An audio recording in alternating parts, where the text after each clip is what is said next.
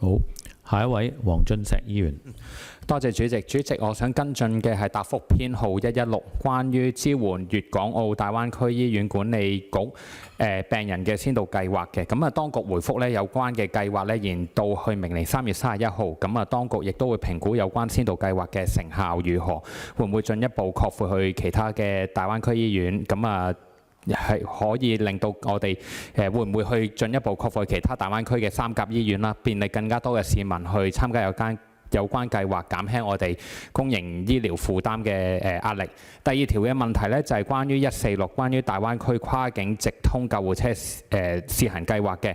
咁啊，當局嘅回覆咧就由舊年嘅11月30號去到今年嘅4月初咧，醫管局就收咗10宗嘅跨境轉運個案，其中7宗咧就係港大深圳醫院轉介嘅，另外3宗咧就澳門轉介過嚟嘅。想問多少少有關病人嘅年紀同埋佢嘅病況係如何啦？因為咧我哋見到而家咧隨住港珠澳大橋咧都係好發達啦，咁啊好多香港人都係選擇咗去珠海度定居或者退休。當局會唔會考慮將呢個跨境直通救護車擴大到去珠海，惠及更加多嘅香港市民？多謝主席。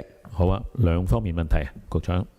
好，關於個醫管局在粵病人嗰個之前嘅支援計劃，而家就叫做一個試點計劃。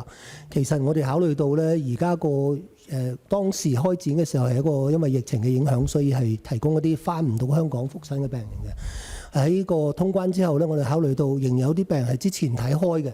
所以我哋俾個選擇佢去做嘅啫。咁因為我哋個同呢個醫療券一個政策有啲唔同嘅。醫療券我哋係俾一啲已經係可能喺嗰度選擇養老嘅人咧，佢哋比較方便佢選擇自己選擇嗰度。但係咧而家呢個咧係真真正正喺香港有預約咗一個預約嘅 appointment 一個預約時間。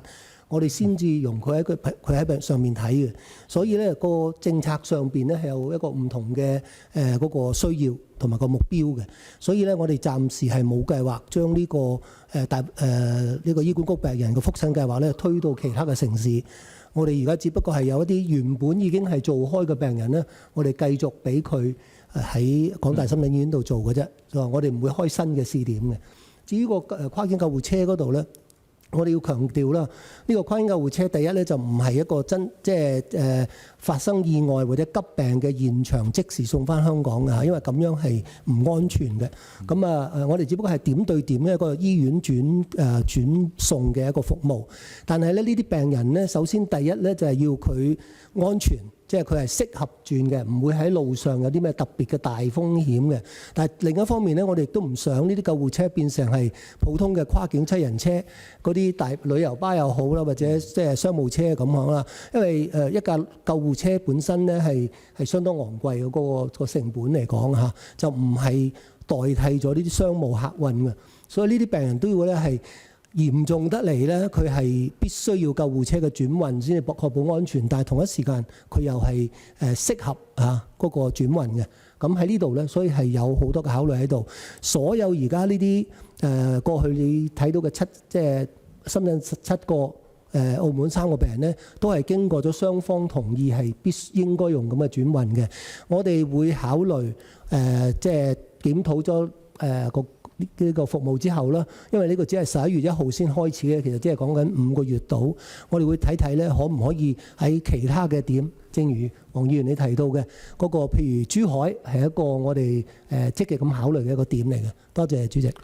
頭先黃議員提到想你哋提供啲咩病人年齡啊、病況嗰啲，你哋能唔能夠提供到㗎？我哋可以提供到，但係即係唔係關於個病人隱私嘅嘢，係一啲一般嘅數字，我哋可以提供到嘅。好啊，咁啊會後提供翻啦。一句嘅啫，我係想即係知道有關資料咧，都係確保我哋嘅資源，即係正如局長講，唔會被濫用，而且呢一啲係真係經過雙方去即係確定咗佢係有咁嘅需要嘅啫。多謝主席。好，下一位。